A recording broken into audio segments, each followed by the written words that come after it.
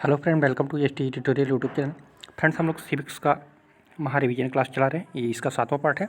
इसके पहले का पार्ट आप लोग प्लेलिस्ट में जाकर के देख सकते हैं, जो आपके सभी परीक्षा जैसी प्रवक्ता परीक्षा, TGT, PGT, LT grade, GTC सभी परीक्षा के लिए काफ़ी महत्वपूर्ण होगा। फ्रेंड, वीडियो को अंत तक जरूर देखिएगा। अगर वीडियो अच्छा लगे तो चैनल को सब्सक्राइब, लाइक, दोस्तों में शेयर जरूर कीजिएगा। तो चलिए प्रश्न की ओर बढ़ते हैं और आज का पहला प्रश्न देखते हैं। 51 नंबर क्वेश्चन है, भारतीय संसद के दोनों का संयुक्त अधिवेशन कौन बुलाता है? भारतीय संसद के दोनों सदन का संयुक्त अधिवेशन कौन बुलाता है? तो दोनों संसद, लोकसभा और राज्यसभा के बीच जब मतभेद हो जाता है तो संयुक्त अधिवेशन जो है राष्ट्रपति बुलाता है। ठीक है, अनुच्छेद 108 के तहत। ठीक है, तो ए ऑप्शन आपका सही हो जाएगा। भारतीय संसद के दोनों सदन का संयुक्त अधिवेशन जो है राष्ट्रपति अनुच्छेद 1 से 108 के तहत जो है बुलाता है, तो ये ऑप्शन सही होगा। 52 नंबर प्रश्न है, निम्नलिखित में से कौन सा अधिकार केवल राज्यसभा को प्राप्त है? तो राष्ट्रपति के विरुद्ध महाभियोग प्रारंभ करना, तो केवल गलत है ये। उपराष्ट्रपति को पदच्युत करना, तो ये भी गलत है। नई अखिल भारतीय सेवाओं को निर्मित करने की संस्तुति करना, तो ये ऑप्शन सही हो जाएगा आपका, ऑप्शन नंबर सी। और भारतीय राज्यों की सीमाओं में परिवर्तन करना, तो ये केवल राज्यसभा का नहीं है। ठीक है, तो सी ऑप्शन यहाँ पे सही हो जाएगा। अनुच्छेद 312 में ये कहा गया है कि राज्यसभा उपयुक्त प्रक्रिया द्वारा जो है समर्थित संकल्प द्वारा यह घोषित करे कि राष्ट्रीय हित में जो है ऐसा आवश्यक है तो संसद विधि द्वारा जो है अखिल भारतीय सेवाओं के लिए सृजन का उपबंध कर सकेगी। तो यहाँ पे सी ऑप्शन आपका सही हो जाएगा। 53 नंबर क्वेश्चन है, किसने संघात्मक सरकार की परिभाषा देते हुए कहा है कि राष्ट्रीय एकता एवं सत्ता तथा राज्य के अधिकारों में सामंजस्य स्थापित करने का एक राजनीतिक संयंत्र है? तो ये किसने कहा है?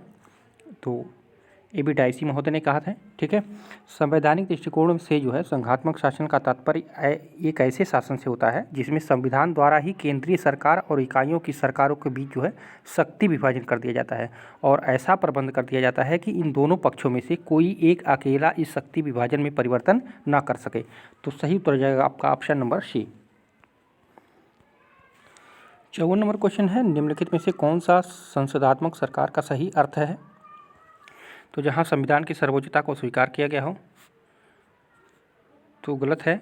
जहाँ राज्य का प्रधान निर्वाचित हो, तो गलत है। जहाँ वयस्क मताधिकार द्वारा निर्वाचित संसद हो, गलत है। जहाँ कार्यपालिका व्यवस्थापिका के प्रति उत्तरदायी हो। ठीक है, तो संसदात्मक सरकार का पूछा है यहाँ पे, तो यहाँ पे डी ऑप्शन सही हो जाएगा। जहाँ पे कार्यपालिका जो है व्यवस्थापिका के प्रति जो है उत्तरदायी होती है, वो जो है संसदात्मक सरकार का सही अर्थ बताता है। तो डी ऑप्शन आपका सही हो जाएगा। 55 नंबर प्रश्न है, संविधान का कौन सा अनुच्छेद संसद की नागरिकता के अधिकार को नियमित करने की शक्ति प्रदान करता है? तो अनुच्छेद जो 11 है जो है संसद को भारत की नागरिकता की अर्जन तथा निरसन के संबंध में तथा उससे संबंधित सभी विषयों के संबंध में जो है विधान अधिनियमित करने की निर्बाध शक्तियाँ जो है प्रदान करता है। कौन? अनुच्छेद 11। तो यहाँ पे डी ऑप्शन आपका सही हो जाएगा। 56 नंबर प्रश्न है, भारत के लिए संविधान का मसौदा तैयार करने वाली समिति के अध्यक्ष थे? तो अम्बेडकर थे। मसौदा समिति के अध्यक्ष आप लोग जानते होंगे, तो सी ऑप्शन सही हो जाएगा। संविधान सभा के संवैधानिक सलाहकार द्वारा तैयार किए गए जो है भारत के संविधान के मूल पाठ के प्रारूप की जो है छानबीन करने के लिए 29 अगस्त 1947 को डॉक्टर भीमराव अम्बेडकर के सभापतित्व में जो है प्रारूप समिति या मसौदा समिति, इसको प्रारूप समिति भी कहते हैं और मसौदा समिति भी कहते हैं, और नियुक्त किए थे। उसके अध्यक्ष जो है डॉक्टर भीमराव अम्बेडकर थे। तो यहाँ पे सी ऑप्शन आपका सही हो जाएगा।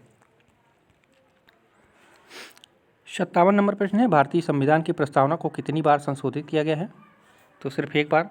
ठीक है, भारतीय संविधान की प्रस्तावना में जो है केवल एक बार संशोधन किया गया है और श्रीमती इंदिरा गांधी के प्रधानमंत्री काल में, और इसमें जो है 42वां संविधान हुआ था। 42वें संविधान में 1976 में हुआ था के माध्यम से किया गया था, तो एक बार है केवल। ठीक है, तो ए ऑप्शन आपका सही हो जाएगा। 58 नंबर प्रश्न है, निम्नांकित अधिकारों में से किस अधिकार को सर्वोच्च न्यायालय ने मौलिक अधिकार के रूप में मान्यता दी है? मौलिक अधिकार के रूप में जो है मान्यता दी है, तो शिक्षा पाने की अधिकार, तो बी ऑप्शन सही होगा। मोहिनी जैन बनाम जो कर्नाटक राज्य 1952 के मामले में जो है उच्चतम न्यायालय ने अपने निर्णय में अनुच्छेद 21 के क्षेत्र का आगे और विस्तार कर दिया और शिक्षा के अधिकार को भी जो है जीवन के अधिकार के अंतर्गत जो है सम्मिलित कर दिया था। तो यहाँ पे बी ऑप्शन आपका सही हो जाएगा। 59 नंबर प्रश्न है, भारतीय संविधान के भाग 3 में दिए गए मौलिक अधिकारों के विषय में एक महत्वपूर्ण तथ्य है कि संसद उसमें संशोधन नहीं कर सकती है। तो ये तो गलत है। वे निरपेक्ष और अमर्यादित है, तो ये भी गलत हो जाएगा। वे केवल नागरिकों को प्राप्त है, तो ये भी गलत हो जाएगा। वे संसद तथा राज्य व्यवस्थापिकाओं की सामान्य विधायिनी शक्ति से ऊपर है, तो सही उत्तर हो जाएगा आपका ऑप्शन नंबर डी। ठीक है, भारतीय संविधान के भाग 3 में जो दिए गए मौलिक अधिकार के विषय में महत्वपूर्ण तथ्य कहा गया है, वो कहा गया कि वे संसद तथा राज्य की व्यवस्थापिकाओं की सामान्य विधायिनी शक्ति से जो है ऊपर होगा, तो डी ऑप्शन सही हो जाएगा। 60 नंबर प्रश्न है, राष्ट्रीय आपात की घोषणा होने पर भारतीय संविधान के अंतर्गत संविधान निलंबित हो जाता है, तो ये तो गलत है। सभी मौलिक अधिकार निलंबित हो जाते हैं, ये भी गलत है। संसद की विधायिनी शक्ति का विस्तार हो जाता है, तो ये सही है आपका। ठीक है, राष्ट्रीय आपात की घोषणा होने पर जो है संसद की विधायिनी शक्ति का जो है विस्तार हो जाता है। और यहाँ पे देख लीजिए, राज्य विधानमंडलों द्वारा पारित सभी विधेयकों पर राष्ट्रपति के हस्ताक्षर अनिवार्य हो जाते हैं, तो ये भी कोई बात नहीं, जरूरी नहीं है। तो यहाँ पे सी ऑप्शन सही हो जाएगा। जैसे कि आपात की घोषणा की जाती है, वैसे ही संघ की संसद की विधायी शक्ति का जो है स्वमेव विस्तार हो जाता है। अनुच्छेद 246 के आर्टिकल 3 के द्वारा जो है सूची 2 के बारे में लगाई गई मर्यादाएं जो है ये हट जाती हैं, तो यहाँ पे सी आपका सही हो जाएगा। 61 नंबर क्वेश्चन है, संविधान के किस अनुच्छेद के अंतर्गत सर्वोच्च न्यायालय के तदर्थ न्यायाधीशों की नियुक्ति की व्यवस्था की गई है? तो 127 आप लोग जान रहे होंगे।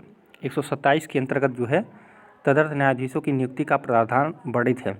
यदि किसी समय जो है उच्चतम न्यायालय के सत्र को आयोजित करने या चालू रखने के लिए उस न्यायालय के न्यायाधीशों की गणपूर्ति प्राप्त न हो, तो भारत का जो मुख्य न्यायमूर्ति होता है राष्ट्रपति की पूर्व सहमति से तथा संबंधित उच्च न्यायालय के मुख्य न्यायमूर्ति के परामर्श करने के पश्चात जो है किसी उच्च न्यायालय के न्यायाधीश से जो सुप्रीम कोर्ट का जज बनने के लिए अर्हित है, न्यायालय की बैठकों में उतनी अवधि के लिए जो है जितनी आवश्यकता हो तथा न्यायाधीश के रूप में उसकी उपस्थिति रहने के लिए लिखित रूप से जो है अनुरोध कर सकेगा।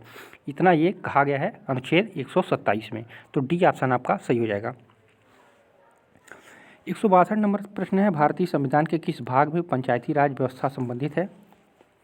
तो आप लोग जानते होंगे भाग 9 में। ठीक है, भाग 9 में जो है अनुच्छेद 243 के का से लेकर के जो है अण तक 243 के अण तक जो है इसका वर्णन किया गया है, इसका किसका? पंचायती राज व्यवस्था का। तो सी ऑप्शन इसमें आपका सही हो जाएगा। 63 नंबर प्रश्न है, निम्नलिखित में से कौन सा विश्व में सबसे अधिक शक्तिशाली द्वितीय सदन है? तो अमेरिका का जो सीनेट है वो विश्व का सबसे अधिक शक्तिशाली द्वितीय सदन माना जाता है। विश्व के अन्य द्वितीय सदनों के विपरीत सीनेट के सदस्यों का चुनाव जनता द्वारा प्रत्यक्ष रूप से होता है, इसलिए जो है इसे अन्य सदनों की अपेक्षा अधिक शक्तियां प्राप्त हैं। इस प्रकार जो है अमेरिका की सीनेट विश्व का सबसे शक्तिशाली द्वितीय सदन जो है माना जाता है, तो बी ऑप्शन सही हो जाएगा। 64 नंबर प्रश्न है, भारतीय संविधान के किस अनुच्छेद के अंतर्गत वित्त आयोग का गठन किया गया है? वित्त आयोग का गठन किस अनुच्छेद के अंतर्गत किया गया है? तो 280 के अंतर्गत। ठीक है, भारतीय संविधान के अनुच्छेद 280 के अनुसार जो है इस संविधान के प्रारंभ से 2 वर्ष के भीतर और पश्चात प्रत्येक 5 वर्ष की समाप्ति पर ऐसे पूर्वोत्तर समय पर जिसे राष्ट्रपति आवश्यक समझता है, राष्ट्रपति अपने आदेश द्वारा जो है वित्त आयोग का गठन करेगा, ऐसा कहा गया है अनुच्छेद 280 में। तो ए ऑप्शन आपका सही हो जाएगा। 65 नंबर प्रश्न है, सामान्य इच्छा का तात्पर्य है? तो वह इच्छा जो समस्त समुदाय के हित में हो, तो बिल्कुल सही है, यही आपका सही उत्तर भी हो जाएगा। सभी इच्छाओं का योग, सामान्य लोगों की इच्छा, बहुमत की इच्छा, तो ये गलत हो जाएगा, तो ए ऑप्शन आपका सही हो जाएगा। सामान्य इच्छा किसी समुदाय के सब सदस्यों का तात्विक इच्छा, ठीक है, जिसे रियल विल कहा जाता है, को व्यक्त करती है, अर्थात यहाँ आकार में अपने तात्कालिक स्वार्थ को भूल जाते हैं और पूरे समुदाय की अस्थायी हित की जो है भावना से प्रेरित होकर कार्य करने लगते हैं, तो यहाँ पे ए ऑप्शन आपका सही हो जाएगा। 66 नंबर प्रश्न है, अराजकतावाद समर्थन करता है? तो अराजकतावाद किसका समर्थन करता है? स्वयं लगाए बंधनों का, राज्यहीनता का। तो बिल्कुल सही है, अराजकतावाद जो है वो राज्यहीनता का समर्थन करता है। अराजकतावाद वह सिद्धांत है जो मानव समाज की सारी बुराइयों को दूर करने के लिए अराजकता अर्थात राज्य या राज्य शक्ति के अंत का जो है समर्थन करता है, इसलिए उसका कहा जाता है कि ये राज्यहीनता का समर्थन करता है। तो बी ऑप्शन आपका इसमें सही हो जाएगा। 67 नंबर प्रश्न है, निम्न सिद्धांतों में कौन सा राज्य की उत्पत्ति का सिद्धांत विज्ञान के तथ्यों के आधार पर अधिक उचित एवं विश्वस्त है? तो सही उत्तर हो जाएगा आपका विकासवादी सिद्धांत।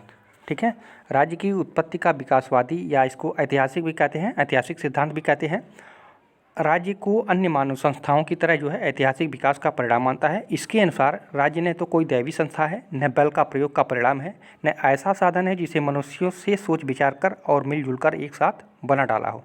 यह विभिन्न तत्वों के प्रभाव से युग युगांतर के दौरान जो है अपने वर्तमान रूप से विकसित हुआ है। तो यहाँ पे आपका सही हो जाएगा ऑप्शन नंबर सी। 68 नंबर प्रश्न है, मार्क्सवादियों का मानना है कि राज्य एक कल्याणकारी संगठन है, आवश्यक बुराई है, शोषण का अधिकार है, आवश्यक रूप से सकारात्मक है। तो सही उत्तर जाएगा आपका ऑप्शन नंबर सी, शोषण का हथियार है। मार्क्सवादियों का मानना है कि राज्य एक जो है होता है वो शोषण का अधिकार है। मार्क्स के अनुसार जो है राज्य वर्ग शासन का उपकरण है, एक वर्ग द्वारा दूसरे वर्ग के दमन का उपकरण है। यह उस व्यवस्था की उत्पत्ति है जो वर्गों के बीच संघर्ष को जो है संयत करके इस दमन को वैधता एवं अस्थायी बनाता है। तो सी ऑप्शन आपका इसमें सही हो जाएगा। 69 नंबर प्रश्न है, किसका मत है राज्य विधि का शिशु एवं जनक दोनों है? तो ये मैकाइवर का है, ये क्वेश्चन पहले भी आ चुका है। ठीक है, तो ए ऑप्शन आपका इसी में सही हो जाएगा। और ये मैकाइवर ने अपनी पुस्तक उनकी थी द मॉडर्न स्टेट, उसमें ये बताया था। ठीक है, तो इनकी एक पुस्तक थी द मॉडर्न स्टेट, इसको भी याद रखिएगा, उसमें ही इस कोटेशन को उन्होंने दिया था। तो ए ऑप्शन आपका सही हो जाएगा। 70 नंबर क्वेश्चन, निम्न में से कौन राज्य का मुख्य तत्व नहीं है? यहाँ पे नहीं पूछा है, तो राज्य संप्रभु है, ये तो है उसका मुख्य तत्व। राज्य वैधानिक प्रक्रिया में एक अभ्यास है, राज्य शासन का एक यंत्र है, राज्य एक समवर्ती संगठन नहीं है। तो यहाँ पे नहीं कर दिया है तो ये गलत हो जाएगा, राज्य एक समवर्ती संगठन भी है। ठीक है, तो यहाँ पे नहीं पूछा है, तो डी ऑप्शन आपका सही हो जाएगा। बिलोबी के अनुसार जो है राज्य के 3 आवश्यक तत्व होते हैं। पहला होता है जनता का सामाजिक दृष्टि से एकता में आबद्ध संप्रदाय या समाज, और दूसरा उन्होंने कहा था एक राजनीतिक व्यवस्था जिसके सरकार या शासन तंत्र कहा जा सकता है और जिसमें पदाधिकारी प्रशासनिक कार्य के लिए हों, और तीसरा उन्होंने बताया था उन नियमों विधानों का लिखित अथवा अलिखित संकलन जो है शासनाधिकारियों के कर्तव्यों और अधिकारों की सीमाएं निर्धारित करते हों। ठीक है, तो उन्होंने बताया था जनता, शासन तंत्र और संविधान।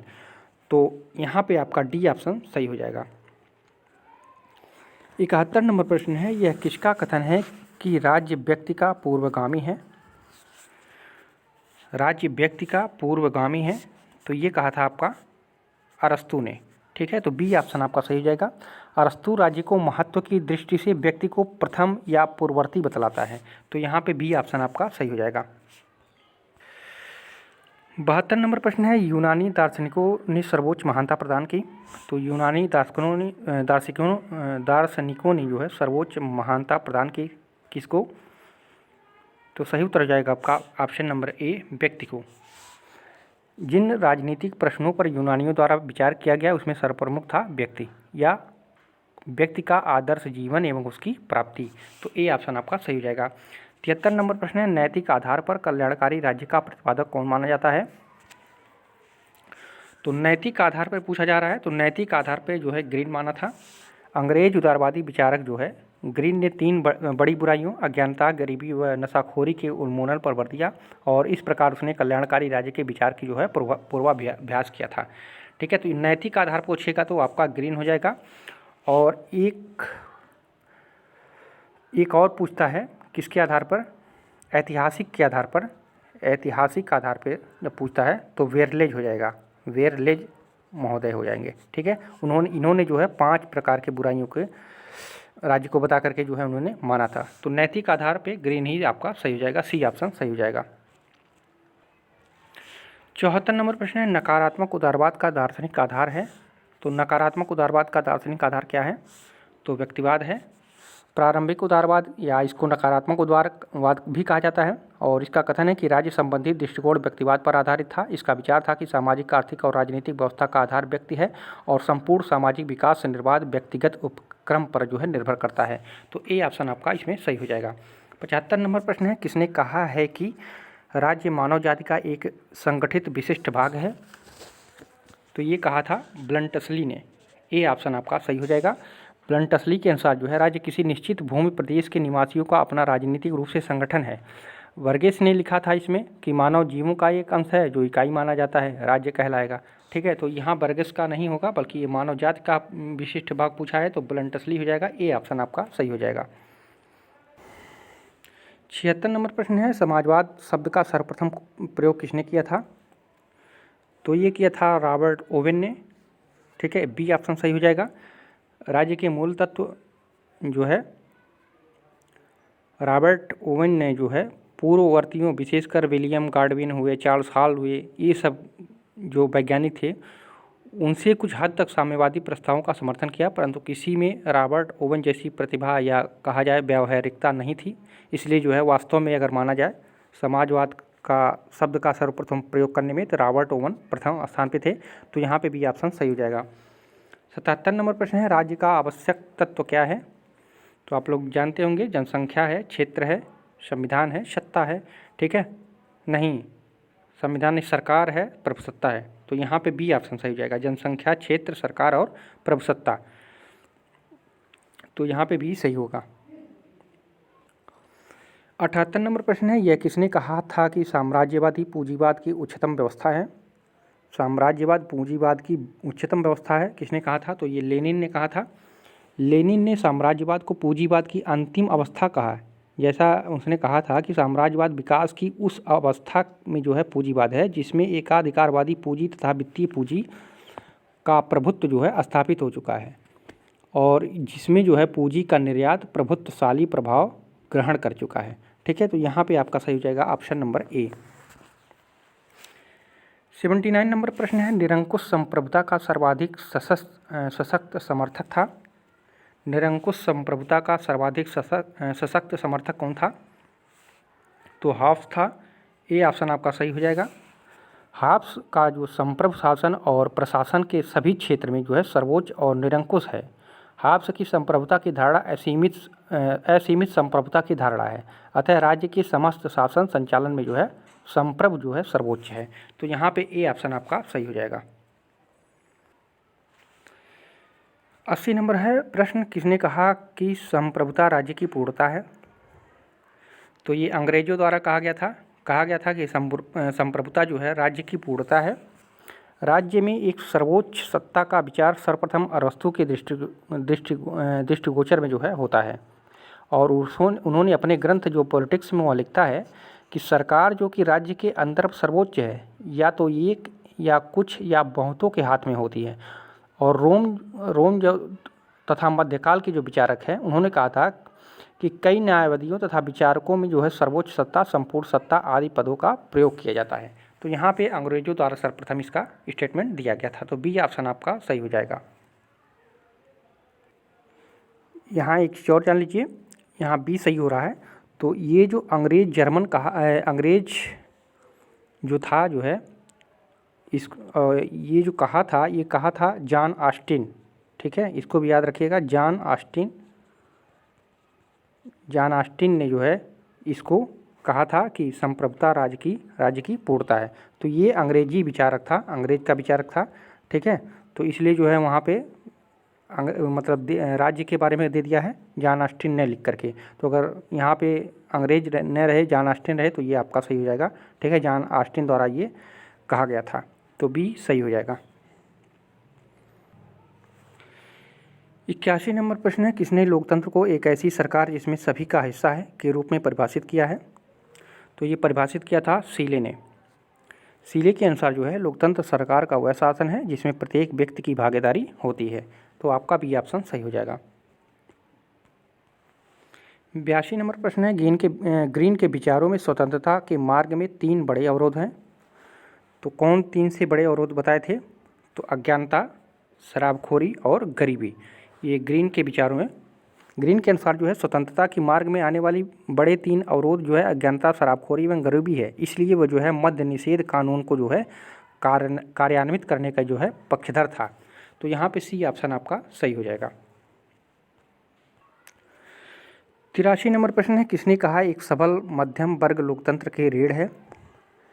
एक सबल मध्यम वर्ग लोकतंत्र की रीढ़ है, तो ये कहा था अरस्तू ने। ठीक है, तो ए ऑप्शन आपका सही हो जाएगा। अरस्तू ने जब यह कहा था कि एक सबल मध्यम वर्ग लोकतंत्र की रीढ़ है, तब उन्होंने एक महत्वपूर्ण सत्य की खोज की थी। सबल मध्यम वर्ग से स्थिरता के साथ साथ प्रगति को भी बढ़ावा मिलता है, ये भी उसी समय इन्होंने बताया था। तो ए ऑप्शन आपका सही होगा। 84 नंबर प्रश्न है, दुख एवं प्रसन्नता 2 संप्रभु स्वामी हैं, यह कथन किसका है? तो ये कहा था बेंथम ने। बेंथम ने अपनी पुस्तक जो नीति तथा विधान में दिया था सिद्धांत, उसमें एक प्रस्तावना का जो है आरंभ किया था और उसमें उन्होंने कहा था प्रकृति से ही मनुष्य सुख और दुख इन 2 संप्रभु स्वामियों के अधीन है और इन्हीं दोनों का यह कार्य है कि वह जो है बतलाए कि हमें क्या करना चाहिए, क्या नहीं करना चाहिए। तो यहाँ पे डी ऑप्शन आपका सही हो जाएगा। 85 नंबर प्रश्न है, निम्न में से प्रजातंत्र की कौन सी युक्तियाँ हैं जो कि आधुनिक समय में व्यवहार में हैं? तो निर्वाचक गण को बढ़ावा, ये भी सही है। बार बार चुनाव, ये भी होता ही है। स्थानीय सुशासन भी है। सरकार बहुमत दल के प्रति का उत्तरदायित्व करती है, तो ये भी सही है। ठीक है, तो डी ऑप्शन आपका सही हो जाएगा। ये जो चारों हैं आपका, ये आधुनिक समय के व्यवहार में प्रजातंत्र में ये शामिल हैं, तो यहाँ पे डी ऑप्शन आपका सही हो जाएगा। 86 नंबर प्रश्न है, प्राकृतिक अधिकार के सिद्धांत के मुख्य प्रस्तावक कौन थे? तो प्राकृतिक अधिकार के सिद्धांत के मुख्य प्रस्तावक पूछ रहा आपसे, तो ये हो जाएगा आपका जॉन लॉक और टॉमस पेन। जॉन लॉक और टॉमस पेन। प्राकृतिक अधिकारों का सिद्धांत सबसे अधिक प्राचीन और इसका प्रचलन यूनानियों के समय से है। ठीक है, और इस सिद्धांत के अनुसार मानव अधिकार पूर्णतया प्राकृतिक और जन्मसिद्ध है। हाब्स हो गए, Locke, Rousseau, Milton, Voltaire, Thomas Paine, Herbert Spencer और ब्लैकस्टोन, बहुत से विद्वान ऐसे थे इस सिद्धांत का जो है पोषण किया है और सामाजिक समझौता जो सिद्धांत के प्रतिपादक इस सिद्धांत के सबसे बड़े समर्थक रहे हैं। ठीक है, तो अगर ये भी पूछा जाए प्राकृतिक अधिकार के सिद्धांत के जो है समर्थक कौन है, तो ये सामाजिक समझौता सिद्धांत के जो प्रतिपादक थे, ये सभी जो है प्राकृतिक अधिकार के सिद्धांत के जो है समर्थक भी रहे हैं। ठीक है, तो यहाँ पे ए ऑप्शन आपका सही हो जाएगा। 87 नंबर प्रश्न है, अधिकतम लोगों का अधिकतम सुख का सिद्धांत किसने प्रतिपादित किया? तो अधिकतम लोगों का अधिकतम सुख, ये उपयोगितावादी बेंथम, आप लोग पढ़े होंगे। ठीक है, उपयोगितावादी जो है अधिकतम सुख तक ही सीमित नहीं रह जाता, बल्कि उसका लक्ष्य है अधिकतम व्यक्तियों का अधिकतम सुख। यह जो है अंग्रेज दार्शनिक कौन था? जेरेमी बेंथम को उपयोगितावाद की नींव रखने वाला माना भी जाता है। तो यहाँ पे बी ऑप्शन आपका सही हो जाएगा। 88 नंबर प्रश्न है, किसने कहा यदि स्वतंत्रता एवं कानून में संघर्ष नहीं होता तो स्वतंत्रता स्वयं से संघर्ष करने लगती? तो ये कहा था बारकर ने। ठीक है, सी ऑप्शन आपका सही हो जाएगा। सकारात्मक स्वतंत्रता का समर्थन करते हुए बारकर स्वतंत्रता के लिए कानूनी मर्यादाओं को अनिवार्य मानते हैं। अमर्यादित स्वतंत्रता जो है उच्च श्रृंखला को जो है जन्म देती है, जो कि स्वतंत्रता की अवधारणा को जन्म देती है। तो यहाँ पे आपका सी ऑप्शन सही हो जाएगा। 89 नंबर है, ग्रीन के विचारों में स्वतंत्रता के मार्ग में 3 सबसे बड़े अवरोधक हैं। तो अब हम अभी पढ़े हम लोग अज्ञानता, नशाखोरी और गरीबी। ठीक है, तो ये 3 बड़े अवरोधक मानते हैं ग्रीन, तो यहाँ पे सी ऑप्शन सही हो जाएगा। 90 नंबर क्वेश्चन है, लॉक के अनुसार निम्न में से कौन सा प्राकृतिक अधिकार नहीं है, यहाँ पूछा है। तो समानता ये प्राकृतिक अधिकार नहीं है। ठीक है, लॉक के अनुसार 3 अधिकार प्राकृतिक अवस्था में माने थे उन्होंने, जीवन का अधिकार, स्वतंत्रता का अधिकार और संपत्ति का अधिकार। ठीक है, तो यहाँ पे नहीं पूछा है, तो ये समानता का अधिकार उसमें नहीं हो जाएगा। 91 नंबर प्रश्न है, निम्न में से कौन सी तकनीक दबाव समूह द्वारा नहीं अपनाई जाती है? दबाव समूह द्वारा नहीं अपनाई जाती है पूछा है। तो यहाँ पे प्रत्यक्ष रूप से चुनाव में भागीदारी दबाव समूह नहीं करता है, घेराव करता है, लॉबी करता है, प्रचार प्रसार करता है। ठीक है, धरना प्रदर्शन, ये सभी जो है दबाव समूह के कार्य होते हैं। ठीक है, और प्रत्यक्ष रूप से चुनाव में भागीदारी इन लोगों की नहीं होती है। 92 नंबर प्रश्न है, न्याय, उदारवाद एवं समानता की नवीन अवधारणा किस राजनीति शास्त्री ने प्रेषित की थी? तो ये जॉन राल्स हो जाएगा। ठीक है, ए ऑप्शन आपका इसमें सही हो जाएगा। न्याय के दूसरे सिद्धांत में जो है राल्स ने अवसर की उचित समानता को न्याय की पहली शर्त माना है। न्याय के प्रथम सिद्धांत में निहित समान स्वतंत्रताओं को जो है उन अधिकारों के रूप में पहचान सकते हैं जो उदार लोकतंत्रीय प्रणालियों के अंतर्गत पाए जाते हैं। तो यहाँ पे ए ऑप्शन आपका सही हो जाएगा। 93 नंबर प्रश्न है, मुख्यमंत्री के कर्तव्यों को संविधान का कौन सा अनुच्छेद परिभाषित करता है? तो आपका अनुच्छेद कौन सा है? 164। अनुच्छेद 164 में जो है मंत्रियों के बारे का उपबंध है। ठीक है, और अनुच्छेद 164(1) में, ठीक है, यहाँ पे एक नहीं दिया है, और ये जो है मंत्रियों के बारे में है 164। और 164 आर्टिकल 1 में जो है मुख्यमंत्री की नियुक्ति राज्यपाल करेगा और अन्य मुख्यमंत्रियों की नियुक्ति राज्यपाल मुख्यमंत्री की सलाह पर करेगा। ठीक है, तथा मंत्री राज्यपाल के प्रसाद पर्यंत अपने पद धारण करेंगे। ठीक है, तो यहाँ पे ये भी सही हो सकता है। अगर 164 यहाँ पे मुख्यमंत्री के कर्तव्यों के पूछा है तो 164(1) भी होना चाहिए था। ठीक है, बहरहाल ये सही हो जाएगा आपका ऑप्शन नंबर बी। 94 नंबर प्रश्न है, निम्न में से किस विचारक ने दबाव समूह को तीसरा सदन कहा है? तो ये कहा था आपका फाइनर ने। दबाव समूह सूचना प्रसारण के रूप में जो है कार्य करती हैं। वे जनसंपर्क के साधनों द्वारा जो है जनमत को प्रभावित करते हैं। फाइनर का मत है कि ये जो है तृतीय सदन और सहायक शासन के रूप में जो है कार्य करती हैं। तो ऑप्शन बी आपका सही हो जाएगा। 95 नंबर प्रश्न है, उपराष्ट्रपति के निर्वाचन के संबंध में संविधान केवल एक बार पुनः निर्वाचित प्रावधान करता है। गलत है ये। संविधान प्रतिबंध है। गलत है। संविधान पूर्ण रूप से चुप है इसके बारे में, तो ये सही हो जाएगा आपका। ठीक है, उपराष्ट्रपति के बारे में जो है संविधान पूर्ण रूप से चुप है। और डी है, संविधान पुनः निर्वाचन अधिकतम 2 कार्यकाल के लिए प्रावधान करता है, तो ऐसा कुछ नहीं है। ठीक है, यद्यपि उपराष्ट्रपति को पुनर्निर्वाचन के लिए पात्र बनाने के लिए जो है अनुच्छेद 57 के तत्समान कोई उपबंध नहीं है, किंतु अनुच्छेद 66 में जो है ये 66 से यह प्रतीत होता है कि उपराष्ट्रपति निर्वाचन के लिए पात्र है। डॉक्टर राधाकृष्णन जब 1957 ईस्वी में इस पद के लिए जो है दोबारा निर्वाचित किए गए थे। ठीक है, तो संविधान में ऐसा कोई वर्णन नहीं है। ठीक है, तो इसके विचारधारा में ये चुपचाप है, तो सी ऑप्शन आपका सही हो जाएगा। 96 नंबर प्रश्न है, भारतीय प्रशासन पर किस निम्नलिखित तत्व का प्रभाव है? भारतीय प्रशासन पर किस तत्व का प्रभाव है, ये पूछा जा रहा है आपसे। तो संघवाद, संसदीय लोकतंत्र, नियोजन, उपयुक्त सभी। तो डी सही हो जाएगा, सभी का प्रभाव है। ठीक है, भारतीय संविधान का स्वरूप जो है किसी विदेशी संविधान का अनुकरण मात्र न होकर जो है अपने में एक अनुपम और नवीन प्रयोग है। और इसकी अगर जो है विशेषता देखा जाए तो ये लोकप्रिय प्रभुसत्ता पर आधारित संविधान है। कल्याणकारी राज्य की स्थापना का आदर्श है। इसमें एकात्मक लक्षणों सहित जो है संघात्मक शासन भी है। ठीक है, पंथनिरपेक्ष राज्य है, समाजवादी राज्य है। तो बहुत सारे इसकी विशेषताएं आप पाए जाते हैं। ठीक है, तो यहाँ पे डी ऑप्शन सही हो जाएगा। 97 नंबर प्रश्न है, भारतीय नागरिकों के मूल कर्तव्य निहित है। तो भारतीय नागरिकों के मूल कर्तव्य किसमें निहित है? तो ये कोई नहीं सही होगा। भाग 1, 3, भाग 4। ठीक है, तो ये 4 के क में है। ठीक है, 4 के क में है मूल कर्तव्य जो है 51 अनुच्छेद 51 के क में और भाग 4 के क में। ठीक है, और भाग 4 क जो जोड़ा गया था, भाग 4 क जो जोड़ा गया था ये 42वें संविधान संशोधन 1976 में जो है जोड़ा गया था। तो यहाँ पे 4 तो दिया है लेकिन 4 के क में है। ठीक है, इसलिए ये आंसर नहीं सही हो सकता है, इसमें तो है नहीं। ठीक है, तो यहाँ पे आपका डी सही हो जाएगा। ये इसको याद रखिएगा, 4 के क 42वें संविधान संशोधन में जोड़ा गया था और मौलिक कर्तव्य को 51 के क में रखा गया है। ठीक है, 58 नंबर प्रश्न है, भारतीय संविधान के किस भाग में कल्याणकारी राज्य का वर्णन किया गया है? तो भाग 4 में कल्याणकारी राज्य का वर्णन किया गया है।